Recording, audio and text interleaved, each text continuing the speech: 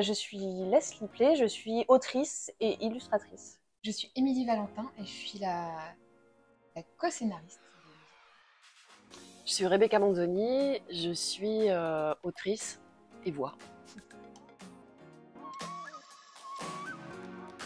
Alors ça a commencé par un travail sur le son, puisque moi je travaille sur France Inter, et ça a commencé avec un boulot sur la musique actuelle et patrimoniale, je dirais. Et l'idée de la place des femmes, enfin oui, le thème de la place des femmes dans l'histoire de la pop s'est imposé très très vite au fil de ce travail quotidien. Donc c'est une idée que j'ai lancée il y a environ 6 ans, quelque chose comme ça. Ensuite je l'ai proposée à Arte et ça a pris du temps pour des questions de droit notamment, mais aussi parce que la forme de la série a évolué. C'est-à-dire que Arte étant emballé par le projet, nous avons eu les moyens du dessin animé, donc magie. Et puis l'écriture même de la série a évolué, où on a eu la contrainte et le choix, et c'était une contrainte merveilleuse, de faire parler les personnages. Et donc avec Émilie, on s'est essayé au dialogue à partir de déclarations réelles, des interviews. Je suis arrivée, je pense en 2020. Un peu avant, parce que c'était avant le Covid, parce qu'on a bu des cafés en terrasse. Ah oui. Donc on avait le droit. 2019. Et voilà, je dirais. Et puis on s'est vraiment mise à écrire en 2020 avec cette idée effectivement de donner la parole à nos héroïnes et donc d'aller trouver les phrases qu'elles avaient dites et de laisser la place pour s'exprimer en plus de leurs chansons. Et moi du coup c'est Rebecca qui m'a contactée, c'était à peu près en 2019 aussi.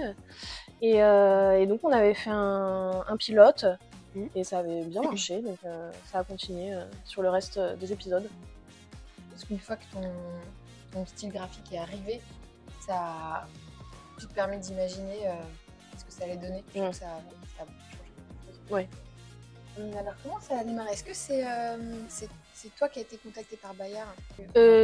Oui, tout à fait. Oui, c'était Bayard, je sais plus, je travaillais avec eux pour je ne sais quel projet. Je leur ai parlé que je travaillais sur une série animée en ce moment. L'éditrice de Bayard s'est dit ça serait un super BD à faire à adapter. Et donc une fois que la série s'est finie, on a travaillé donc à une adaptation en bande dessinée. Avec des scénarios plus étoffés et des scénarios inédits par rapport à... Enfin, il y a 10 personnages dans la bande dessinée, il y en a 20 dans la série. Ce ne sont pas exactement les mêmes.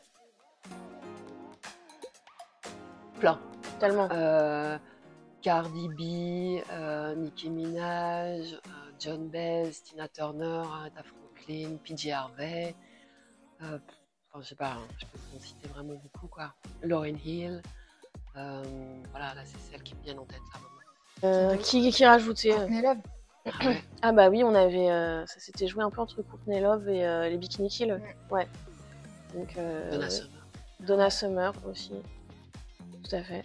Enfin, il y en a Iconique.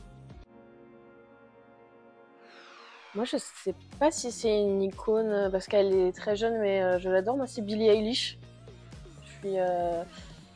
J'adore déjà le talent et sa voix très particulière.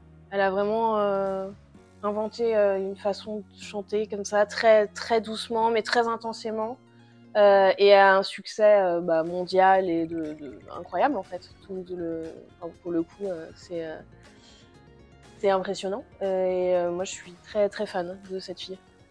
Je sais pas si j'ai une réponse, mais là je pense à Dalida tout à coup.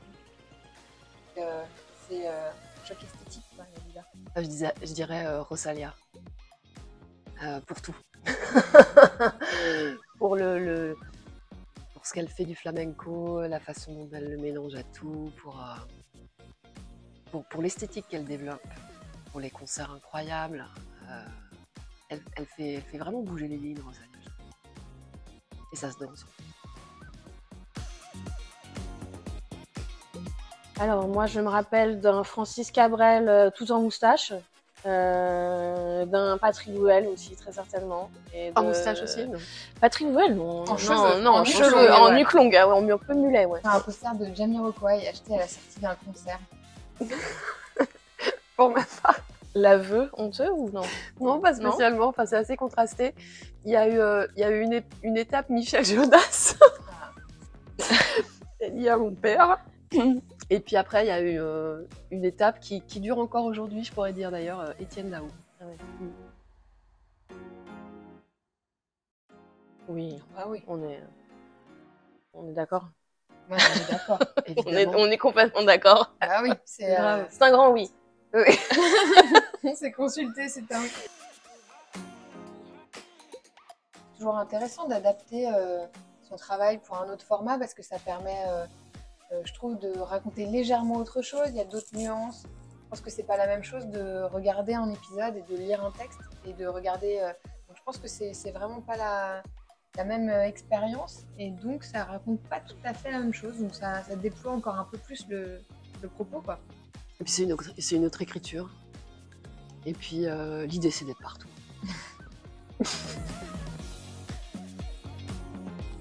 Ah, moi, je vais dire l'ISO. Ouais.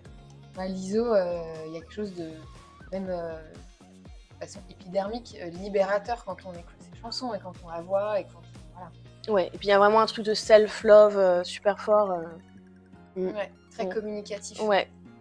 Et puis là, elle a besoin de soutien en plus parce qu'elle est tentée d'arrêter. Donc, grand soutien à l'ISO. Ouais, n'arrête Ce pas. sera l'ISO. Ouais. Rendez-vous sur le site d'Arte, donc arte.tv, et à l'antenne tous les soirs à 20h50 du 5 au 30 juin. Et rendez-vous aussi en librairie.